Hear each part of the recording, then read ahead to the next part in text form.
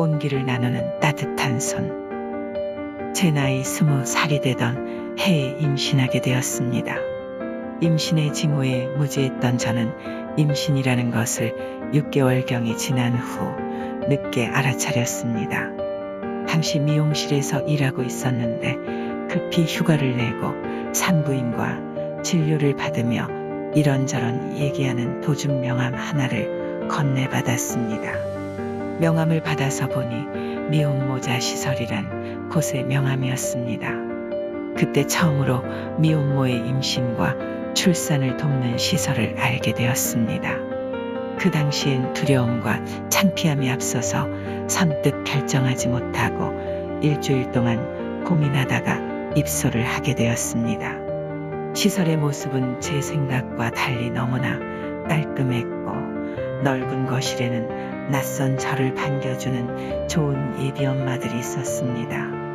혼자인 엄마들이 생각보다 많다는 것에 조금 놀랐지만 비슷한 상황을 겪고 있는 서로를 의지하며 지낼 수 있었습니다.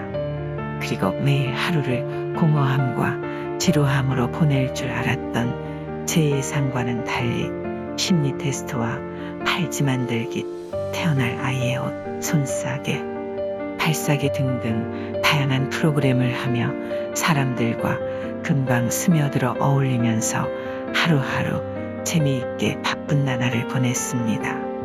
또 간호사 선생님께서 직접 오셔서 아이를 올바르게 낳는 법, 젖 물리는 법, 씻기는 법, 숨구멍 조심하기 등 막 태어날 아이에 대한 여러 가지 지식을 설명해 주셨습니다. 신생아에 대해 전혀 몰랐던 저에게 너무나도 큰 도움이 되었습니다. 뿐만 아니라 2주에 한 번씩 시설 선생님과 같이 산부인과 검진을 다니면서 혼자가 아니라는 생각에 너무나 큰 위안이 되었습니다. 출산을 앞두고 어떤 준비가 필요한지 모르는 저를 위해 출산 준비물을 성별로 챙겨주셨고 큰 도움이 되었습니다.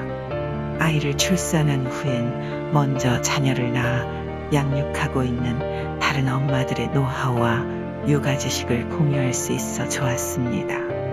거실에는 공동의 아기용 장난감이 있어서 편하게 돌볼 수 있었고 매주 지정된 기저귀와 분유를 지원받아 부족한 것 없이 키웠습니다. 애를 낳고 적응해 갈 때 즈음 미혼모자 시설에서 퇴소하게 되었습니다.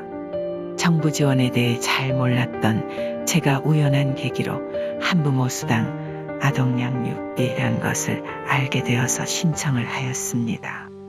그리고 지인의 소개로 맘카페라는 창구를 알게 되어 동네 사람들과 아이에 대한 정보 공유 및 중고장터, 거래 등도 할 수 있게 되었습니다. 당시 맘카페에서 엄마들과 소통하고 궁금했던 것들을 해결하며 필요한 물건을 아주 저렴하게 구입했습니다. 하지만 홀로 아이를 키우며 드는 기저귀와 분유값을 감당하기 어려워 지원처를 알아보다가 양육을 돕는 미혼모자 공동생활 시설이란 곳에서 상담하고 입소를 하게 되었습니다. 미혼모자 양육시설도 처음 입소한 미혼모자 출산시설처럼 기저귀와 분유를 일정하게 지급해 주었지만 차이점이 있었습니다. 처음 시설에선 기저귀와 분유를 지정해서 주셨지만 이번에 온 시설은 예산 안에서 자율적으로 분유와 기저귀를 선택할 수 있었습니다. 저는 그 점이 참 좋았습니다. 미혼모자 출산시설은 식사를 담당하는 선생님이 계셨지만 미혼모자 양육시설에서는 일주일에 한 번씩 당번을 지정하여 예산 안에서 장을 보고 직접 식사를 준비했습니다. 그리고 출산시설은 한 방에 2에서 3명이 지냈는데 양육시설은 공용거실에 가족별로 아담한 방과 화장실이 각각 있어서 사생활이 존중될 수 있어서 좋았습니다. 그 밖에도 아이 옷이 후원되어 개월수에 맞게 옷을 나눠 가졌고 다양한 아기 물품을 배분받아 사용하여 너무 도움이 되었습니다. 양육시설에서 했던 프로그램은 향초 만들기, 인형 드레스 만들기, 송편 만들기 등이었는데 창의력을 활용하여 열심히 만드는 동안 지친 마음을 내려놓는 듯한 기분이 들었습니다. 엄마들 생일에는 생일 케이크와 사진을 찍어주었고 아이의 첫 생일에는 돌잔치를 열고 사진관에서 따로 돌사진도 찍어주었습니다. 시설 엄마들과 아이들, 선생님들이 다 같이 모여서 축복을 주고받던 그 시절의 추억을 떠올릴 때마다 감사하고 행복합니다.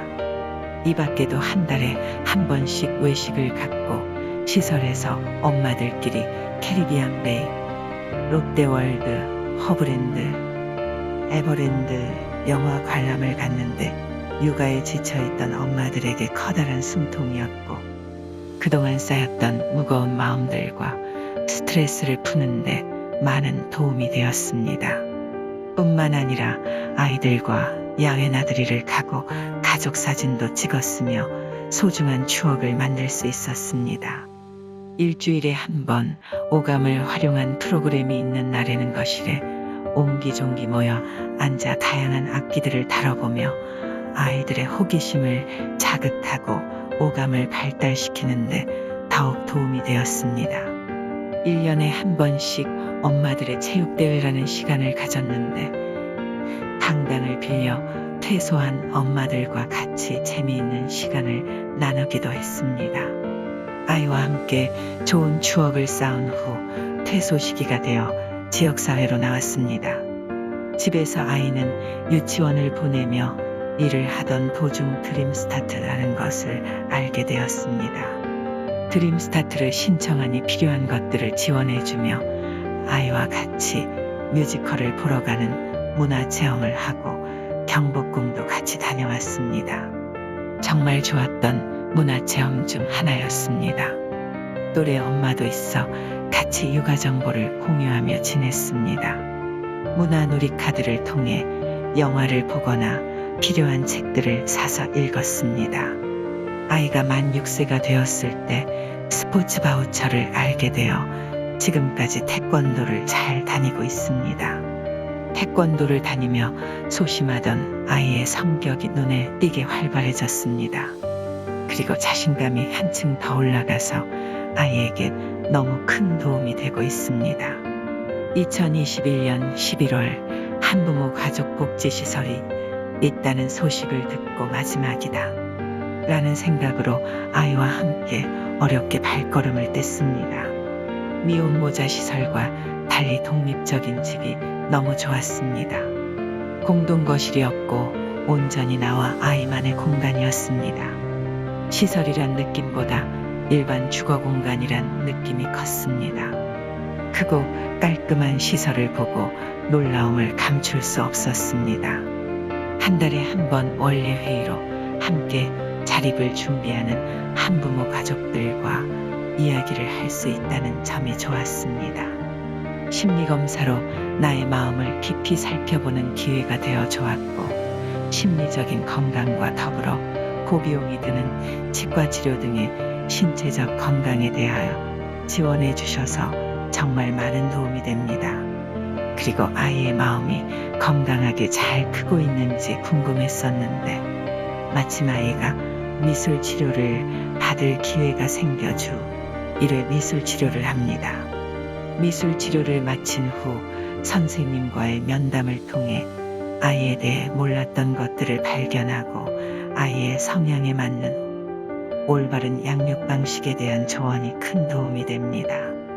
무엇보다 아이가 흥미를 느끼는 미술이라는 도구를 통해 마음속 얘기를 자연스럽게 털어놓고 창의력과 오감 발달을 할 수 있어 자신감을 더 높이는 데 도움을 줍니다.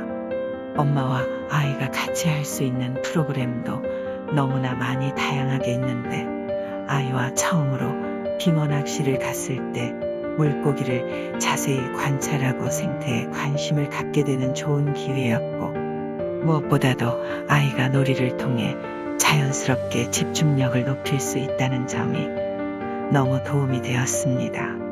높은 물가로 식비가 부담되었는데 10일마다 균형 잡힌 식재료가 배달되어서 아이와 함께 건강한 밥상을 선물 받을 수 있었습니다. 코로나19로 많은 어려움이 있었지만 올해 저는 감사하게도 자활근로를 시작할 수 있게 되었습니다. 저는 마지막 시설에서 열심히 자립을 위해 노력하고 있습니다. 예전에는 시설이 막연히 낯설고 부끄럽게 여겨졌습니다. 그러나 지금은 우리 가족에게 따뜻한 온기와 도움을 나누는 곳이라고 자부합니다. 든든한 조력을 밑거름 삼아 앞으로 저와 제 아이가 안전하게 지역사회의 구성원으로 자리매김하고 받은 사랑을 감사로 나눌 미래를 꿈꿔봅니다.